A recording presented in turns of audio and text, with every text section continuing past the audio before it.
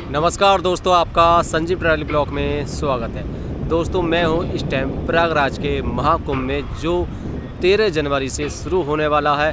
हम इस महाकुंभ को, पूरे महाकुंभ को स्पेशल, जी हाँ दोस्तों, स्पेशल कवरेज करने के लिए आए हैं।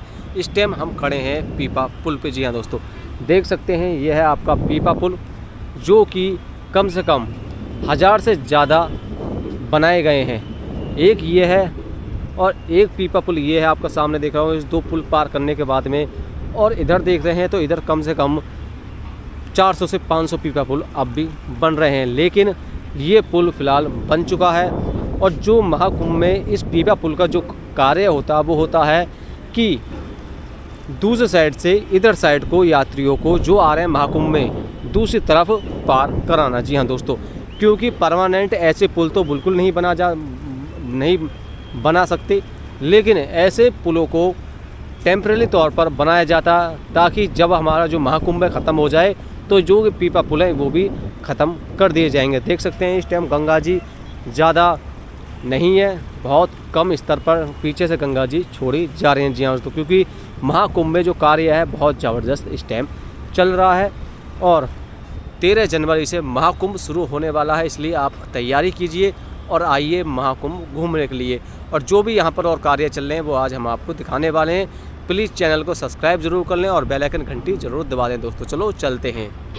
दोस्तों हम त्रिवेणी संगम से दूसरी तरफ आ चुके हैं, गंगा जी पार करके। जी हाँ दोस्तों, देख सकते हैं यहाँ पर बहुत ही ज़बरदस्त कार्य चल रहा है। और ये आप देख सकते हैं ये पीपा पुल लगातार बनाए जा रहे हैं। ये इस प्रकार से पीपा पुल बनाए जाते हैं। देख सकते हैं ये पीपा पुल लगातार बनने हैं। कम से कम ये लाइन लगाकर कई बनाए जा रहे हैं, 1 2 3, कम से कम 30 से 40 ये पीपा पुल बनाए जा रहे हैं। जी हाँ दोस्तों, इस प्रकार से महाकुंभ के लिए बहुत ही ज़बरदस्त कार्य चल रहा, आप देख सकते हैं। और ये जो इन्हें आप देख रहे हैं, इनसे ही पीपा पुल बनाए जाते हैं। इनका नाम तो मुझे पता नहीं, वो बहुत से कहते हैं इनका नाम पीपा है, उनसे पीपा पुल तैयार होता है।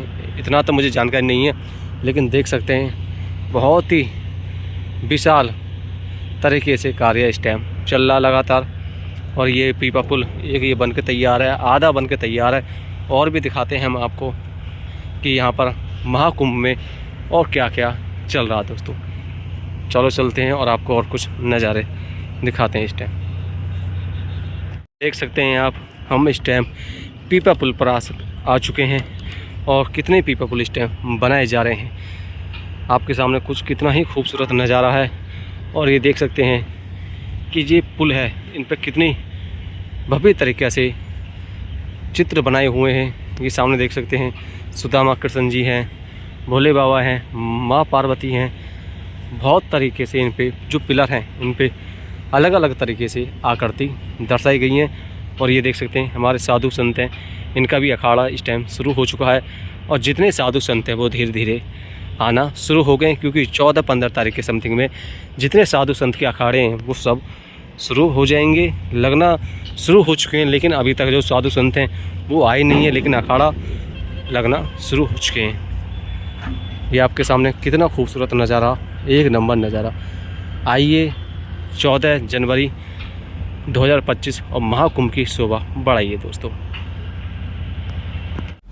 दोस्तों अब बात करते हैं सबसे महत्वपूर्ण, जो हमसे यात्री बार बार पूछ रहे हैं कि जो शाही स्नान है महाकुंभ के, जो 6 शाही स्नान है वो कब कब हैं। जी हाँ दोस्तों, बहुत से यात्री जब महाकुंभ करने के लिए आएंगे तो इनका सबसे बड़ा टेंशन रहता है कि हम कौन से तारीख को जाएं, ताकि हम शाही स्नान कर पाएँ। जो महत्वपूर्ण महाकुंभ के स्नान होते हैं दोस्तों, वो आज हम आपको बताने वाले हैं। दोस्तों जो पहला स्नान है वो आपका जो पहला आपका स्नान है वो है आपका 13 जनवरी को। जी हाँ दोस्तों, जो पहला शाही स्नान होने वाला है। दूसरा है आपका 14 तारीख, जो है आपका मकर संक्रांति। जी हाँ दोस्तों, तीसरा है आपका 29 जनवरी, मौनी अमावस्या। जी हाँ दोस्तों, तीसरा है आपका 3 फरवरी को बसंत पंचमी शाही स्नान। फिर है आपका 12 फरवरी को महापूर्णिमा, वो भी शाही स्नान है दोस्तों। फिर बात करते हैं आपका 12 तारीख को है महापूर्णिमा।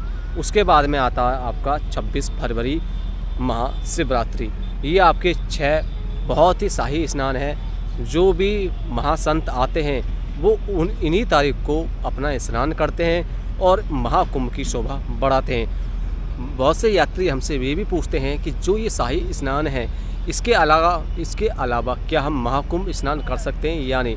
दोस्तों, जो ये 6 आपको मैंने शाही स्नान बताए हैं, इन स्नानों पे आप आराम से स्नान कर सकते, कोई नहीं। लेकिन जब महाकुंभ शुरू हो जाता है, 13 जनवरी से महाकुंभ शुरू हो जाएगा आपका, तो आप 26 फरवरी तक कभी आपका टाइम लगे या फिर जब भी आपका मौका मिले तो आप महाकुंभ दर्शन करने के लिए, स्नान करने के लिए आ सकते हो। ये ज़रूरी नहीं है कि जो शाही स्नान है आप उन्हीं डेट को आओ जब आपका शाही स्नान है। जी नहीं, आप 13 जनवरी से लेकर 26 फरवरी तक आप कभी भी आ सकते हैं। ये पूरा महाकुंभ आपके लिए बहुत ही शुभ है, इसलिए आप बिल्कुल भी शाही स्नान के चक्कर में ना पड़ें। अगर आप शाही स्नान के दिन आओगे तो आपको बहुत ज़्यादा भारी भीड़ देखने को मिलेगी और जो आपका खर्चा बहुत ज़्यादा डबल हो जाएगा।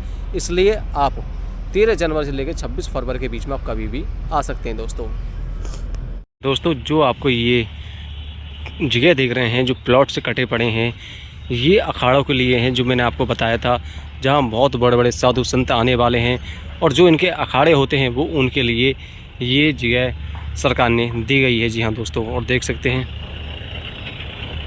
इस प्रकार से ये श्री स्वामी शिवानंद आचार्य जी महाराज, ये इनका अखाड़ा है।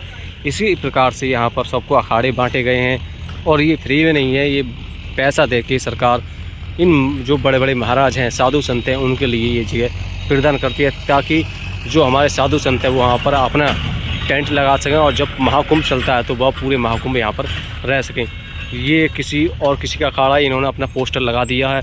ऐसे कम से कम यहाँ पर 1000 अखाड़े लगाए जाएंगे। जी हाँ दोस्तों, ये देख सकते हैं जो चारों तरफ 3 देख रहे हैं, ये इनको जो साधु संत हैं उनको अखाड़े के लिए जगह दे दी गई है और ये अपने हिसाब से इस जगह को बनाया जा रहा है। जब ये जगह बनकर तैयार हो जाएगा तो जो साधु संत यहाँ पर रहते हैं, बाहर रहते हैं, वो आकर अपने इस जगह को ले सकते हैं।